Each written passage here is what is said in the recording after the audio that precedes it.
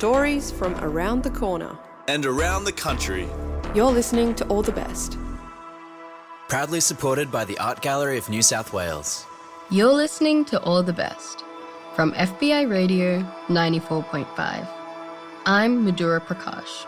Before we get into this week's stories, I'd like to take a moment to acknowledge that I'm recording from stolen Gadigal land and pay my respect to Gadigal elders past and present, and also recognise that the area where FBI Radio is situated, Redfern, has long been a place of storytelling, strength, resistance, and resilience for First Nations communities. You're listening to All the Best from FBI Radio 94.5. I'm Madhura Prakash. This week, stories and interviews that explore the dynamics of gender in the Australian music industry. So it was recently Spotify Wrapped season, which, for those who are unacquainted, is when the music listening app Spotify tells everyone their top listened to artists and songs for the year. And then everyone goes and posts that information on social media for their friends to look at, which I love. I was going through all of the Instagram stories, looking at everyone's music taste. I myself had a mix of genders in my profile, some R&B, some hip-hop, some pop.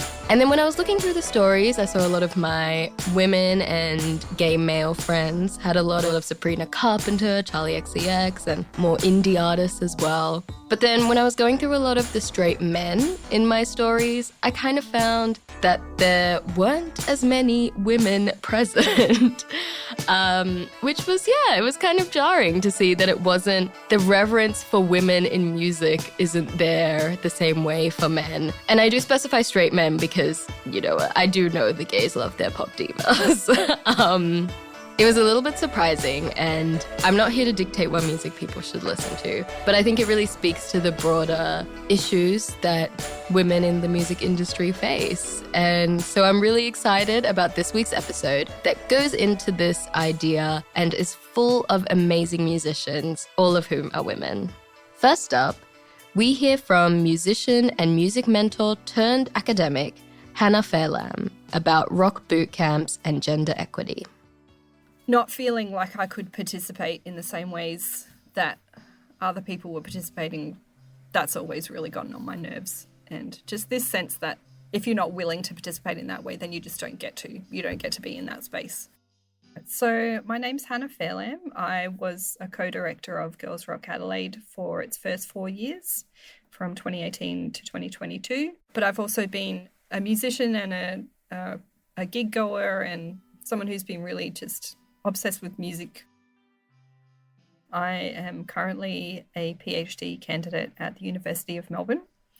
My project focuses on grassroots gender equality initiatives and the ways that people who are musicians or members of DIY music communities, how they think about those initiatives, whether they've participated in them, what they think their value is. I guess on a personal level, it's because I've been part of those communities. Part of it came from being an audience member and part of it came from being a musician and having experiences that were just like a bit confusing in both of those roles. So my other two band members are male, but I play guitar and I sing at the front, and a lot of the songs that we play are songs that I've written. And we played this show, and the sound guy after the show came up and shook hands with both of my bandmates and was like, "Oh, great show," and then came up to me with his arms out, and I was like, oh, and like just had this awkward hug, and I was thinking, I don't want to do this. And all the stuff that goes through your mind in those kinds of experiences where you're like, oh, I don't want to make a fuss, but I don't want to be doing this, but why didn't he just shake my hand? Because he just shook their hand. And I just was thinking about it for like days afterwards. But, my bandmates didn't have to deal with that because they weren't put in that situation. Sometimes when things happen, you later figure out, oh, I think that was because I'm a girl, or I think that happened because I'm not a guy. I ended up going in 2018 to volunteer at Girls Rock Canberra.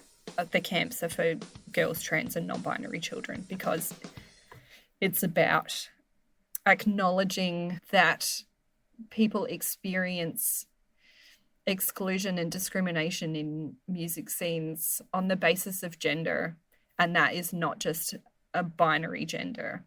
They talk about it as the bubble because it's like this space that's been really carefully curated outside of what you might call real life. And it feels really interesting, like it feels kind of electric, like there's something in the air. In the space of a week, people can just change so much when they're in this environment that is explicitly about support and encouragement and freedom and being yourself. If someone does something really interesting in your band that you think is cool, tell them straight away. If you say sorry at some point, but you don't have anything to be sorry for, then everyone else who's around you gets to say, you rock. So it's a way of sort of catching, apologizing for taking up space and saying, hang on a sec, you're allowed to be in this space. You don't need to apologize. You actually rock. When I was a mentor that first time, I was mentoring a young band of 3 10-year-olds. And the young drummer was being a bit tentative. And I said, you can just like hit everything really loud if you want to. And then she just bashed both cymbals at the same time. And it was incredibly offensively loud. But the smile on her face was just amazing. And I thought, I think we've broken a chain there. It was almost like she was just waiting for permission, And I think that's a big part of that work, is breaking down that idea that you need to wait for someone to say, it's okay, you can do this. One of the things that has been coming up as I've been looking through the interview and survey data I've collected is this phrase, you can just do it. And I think that the word just does a lot of work there.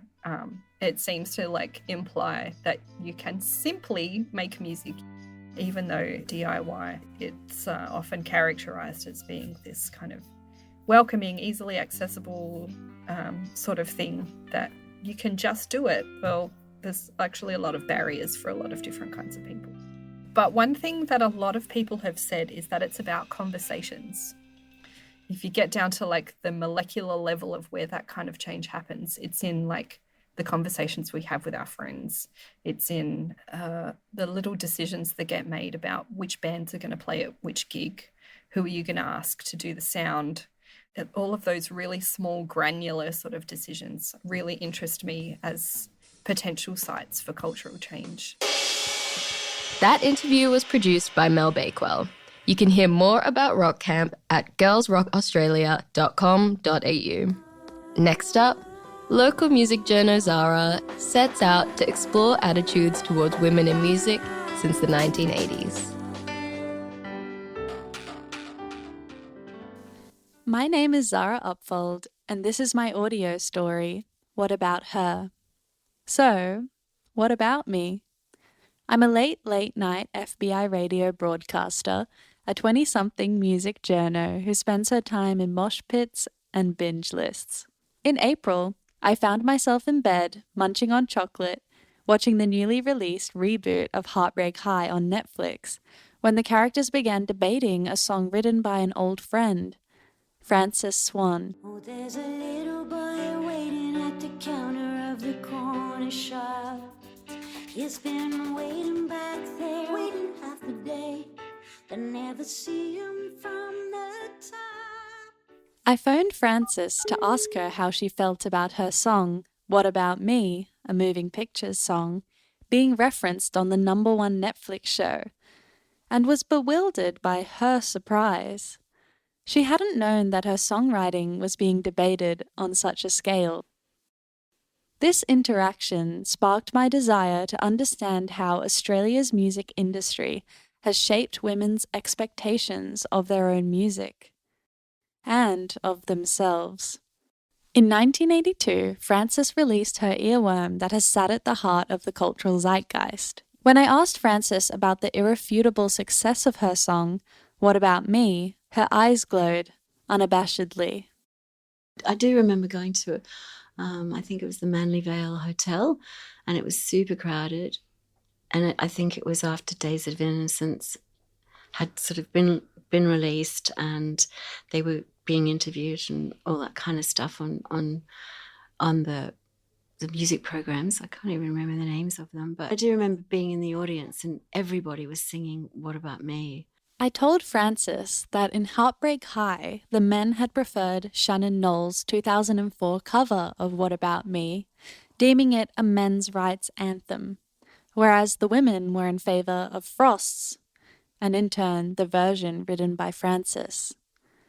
In time, I would learn of a third version, one sung and uploaded to SoundCloud by Frances, one that exists largely undiscovered and unfinished. What about me? It isn't fair. I only put up a bit of it, and I actually changed the lyrics because I thought that bit about there's a little girl standing at the counter of the corner shop and all her dreams walk in and out. So I gave her a bit of balls, I said, so you got to ask yourself why they never stop, I wanted to make her more of a strong woman. It's interesting you say little girl because I've heard it as boy as well. That was the first verse, the little boy. And then the second verse is the pretty girl. Oh, I Yeah, see, yeah. I see. And in the video clip, she's, blonde and... You know what I'm saying? Because we were going to talk about, 80s and how women were in the 80s. And I think that entire era was very male-dominated, and I'm sure every woman would have to agree with me. It's not just in music, it was in everything, There was just different expectations for the sexes, different expectations for women and men. And men were just stronger somehow or other, and women were just kind of like, well, my kind of woman, I was sort of the weaker sex, always sort of like compliant. I think the only way you could break into rock was doing pop, so pop rock, then you could do it. But if you were just going to be like, a hard rock band, that's not going to, I don't know. It wasn't something I could do anyway. I wondered if the rigid expectations of women in the 80s had sown seeds of doubt in Frances. Where she pointed out her own limitations, I saw only her achievements. I asked her if she had been celebrated for her work at the time, or if instead, as the wife of one of the band members of the moving pictures, she was in classic 80s fashion, considered a groupie. I don't think I was ever lumped under that groupie categorization, no.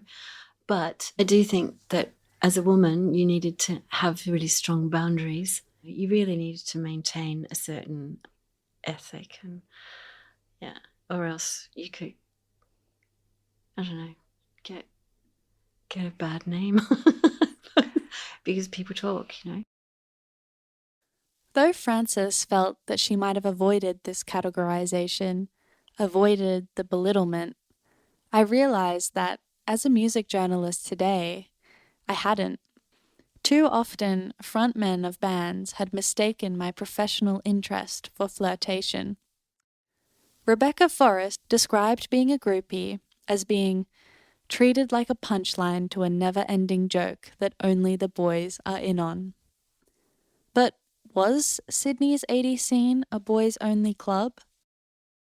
There were a lot of definitely guy bands. Do you know what I mean? Like there was a very rare woman, like in the Divinals there was, Chrissy Amphlett getting up there and doing her thing. She was very brave and really, very big personality. Mm-hmm. I can't think of anybody else that did that. And there weren't many like all women bands that you knew? I didn't know a single woman's band. I didn't know.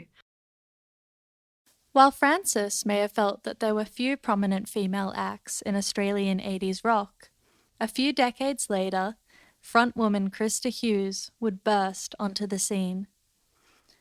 I reached out to Christa to find out about her experience of social expectations, but she was off on an adventure in Colombia. She kindly agreed to chat over the phone. being young and starting on the rock and roll and pub circuit, you sometimes had your rough crowds who were only too happy to heckle and give you shit. Christa Hughes rejected gender expectations set by the 80s, and she found her own strategy to do so when she would sing in jazz clubs across Sydney CBD. When I first started performing, would perform with my eyes closed. And these were intimate jazz clubs, so, you can see most people's faces. Despite them being smoky jazz clubs and not brightly lit, you could still, when you're that self-conscious on stage, you can see way too much than you want to. So I used to have this sort of bravado where I would have my hands on my hips and stand and act really confident and have my eyes closed because it would terrify me seeing other people's faces. I didn't really think what I was doing was going to be that provocative because I was, I grew up listening to jazz and blues and loved that whole era of entertainment, the 20s, 30s and 40s. I thought Josephine Baker, who was a superstar, especially in France, and adored, and she used to dance around naked in a banana skirt, and that was over 100 years ago, and she was considered, and appreciated and loved and respected as an artist. So when I was doing what I was doing, I thought I was just tipping a hat to something, almost 100 years ago, could have been in some circles scandalous. I had no idea 100 years later doing something outrageous, or this time later it was like, wow, that was kind of a surprise. And then, of course, I got a little bit hooked to the nature of being provocative because, is that all it takes? We heard a song that belonged to Frances. Christa Hughes has a similar song, one that she rewrote, a song about her.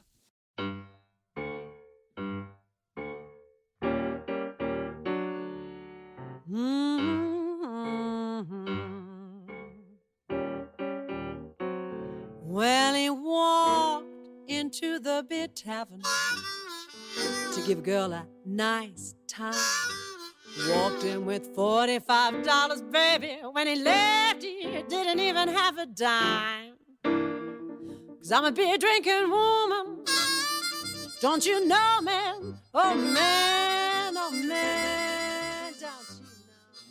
I was kind of struck by your version of Memphis Slim's Beer Drinking Woman, particularly because of how you reoriented the perspective of the song from the man's to the beer drinking woman's. Can you tell me a bit about that decision? My dad was a jazz pianist, but also had an amazing record collection. And I remember him playing that song. It was a live recording that Memphis Slim did somewhere in France, and there was a woman doing a French translation. And actually, being a woman who does drink beer and loves drinking beer, I thought it'd be more interesting to rather be the bloke talking about this woman who drinks everyone under the table and spends everyone else's money, to grab and proudly hold that mantle and be the beer drinking woman herself, which I adore. That one does stick, though, because I wish I wrote that song, or that song could have been written about me. In the early 2000s, Christa Hughes officially joined the punk rock outlet Machine Gun Fellatio after recording Motherfucker on a Motorcycle. Christa recorded the song on a whim in fellow band member 3K Short's apartment in King's Cross. He pretty much had a studio set up in the flat. It was a one-bedder flat, so it was all pretty cramped space. And the vocal booth was the toilet. So there were just lyrics stuck on the toilet wall, and I sort of went in and sung along to this backing track. I was trying to actually be Dean Martin. I'm a motherfucker on a motorcycle. Oh, I'm a motherfucker on a motorcycle. The track received airplay on Triple J, to much success, and Christa became known as KK Juggy. In 2001, the band landed a national tour, and audiences embraced their on-stage shenanigans. One venue, however, Melbourne University, refused to let Christa play. Well, I thought it was ridiculous because, firstly, they were upset that I was semi-naked, even though Chit Chat was also semi-naked, but for a woman to be semi-naked seemed to be outrageous. They didn't take me seriously. They thought I was a bimbo, so they only would talk to the guys in the band and not the female in the band, which made them even more sexist. Yet we were the sexist ones. A lot of people thought it must have been a publicity stunt because it garnered so much publicity at the time. And then years later, we got invited back. I think there was a new student body or whoever was in charge of all of that, and they were going, "We're sorry about that. We'd love you to perform again." So we did. So it actually worked in our favour. I assume that today, self-expression is no longer a cultural concern. When I spoke to up-and-coming singer-songwriter Milly McPherson, however, I realised that the double standards that Christa faced in 2001 are still prevalent. I think there's moments where I know I think more about what I'm going to wear on stage than any of the guys would.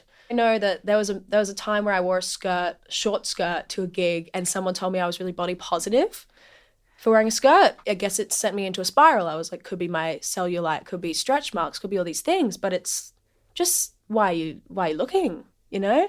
And then when we take it into the music industry situation, we're looking at a lot of women who are on display. I think it's a lot about clothing and appearance and my tone on stage. I need to be friendly. I need to show authenticity, otherwise I'm fake. And if I don't tell a story, I'm boring. I want to be like Missy Higgins or Stella Donnelly or Courtney Barnett. That's what I want to be, if I'm honest. That's where I want to be at some point.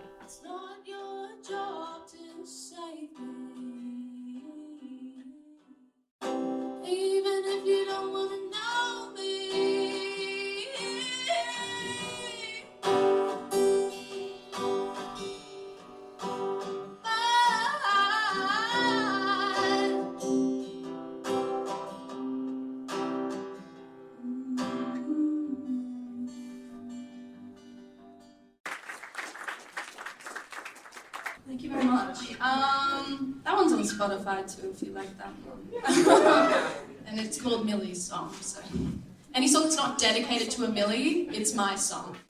I wanted to know why Milly had dedicated a song to herself and why I had felt so moved listening to it at the Crowbar in Sydney. To explain, Milly told me where it all began. I started in that band when I was 18, and they kind of mentioned to me, they were like, oh, hey, we've heard this song that you had, because I had a song on Spotify when I was 16.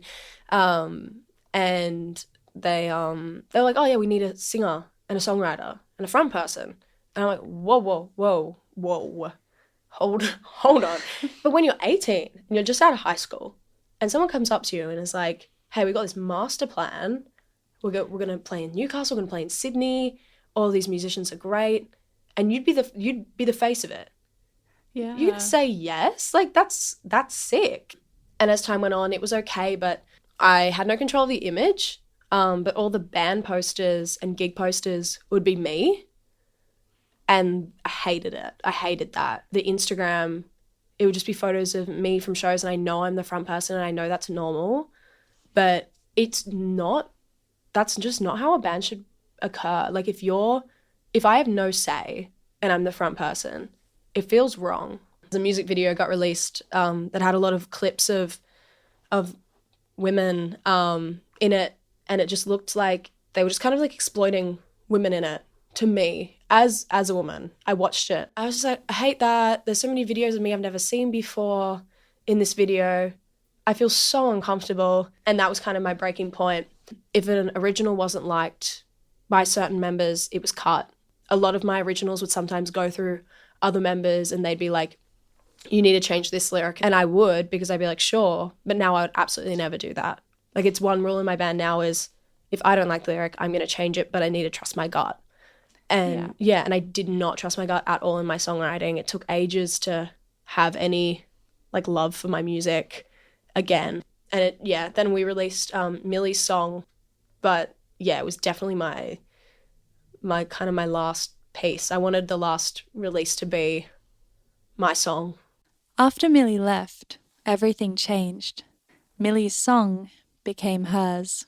I think I really love the place I'm in, because for the first time I guess it's 3 years now of doing this, I have full control over what shows I play, where I play, who I play my shows with. So I'm grateful for my support network. I was curious if, after all this time, Frances saw What About Me as hers. For you, what does like me refer to in the song? Yeah, what about me? Yeah, and what about me? Why aren't you taking any notice of me? I like the last verse. You know, I'm standing on the corner, all the world's gone home. I sort of started doing recording songs and music when I was with my ex-husband and my daughter, and we were living together in Glebe. And then I split up with my husband, and I went through a period where I just didn't use music anymore, didn't go into my studio at all. I just didn't feel for it at all. It was almost 10 years. It was difficult to imagine someone so talented stepping back from her passion for so long. By the time that I did go back in there, my computer had broken, and the Logic that I'd bought was no longer, there'd been so many upgrades that you couldn't use. Oh no. When I was looking for these, places to study, TAFE Ultimo came up, and I thought, it's just a train ride away. Why don't I go and do a course? Which was really good for me because I got up in front of, people and sang my songs and all, and I did it. You get a bit shy as you get older, and I was always a really shy person, but I did find that when I stood up in front of a microphone, I was fine. Yeah. I actually like it a lot. Frances sent me her latest track, Blue Moon, an electroacoustic song that sounded like exhaling breaths. A song that she made at TAFE, a process that she described as making her heart feel alive.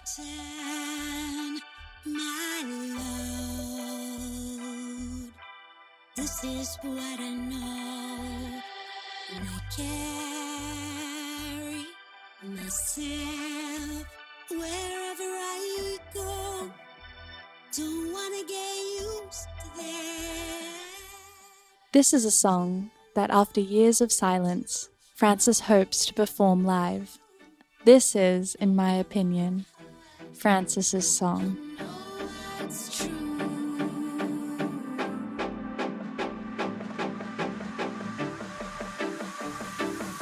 I think for me, the reason that I make music, even at this late period of my life, most people would go to sleep, is because I thought about this and I thought, well, it's this whole flow state that you get into when you're writing, and I love to sit down at the piano and hunt for chords, and then once I find a progression, there's this beautiful kind of thing that starts to happen where you want to sing and you start singing and words come out. When I'm writing, I might be thinking about who I'm writing to, and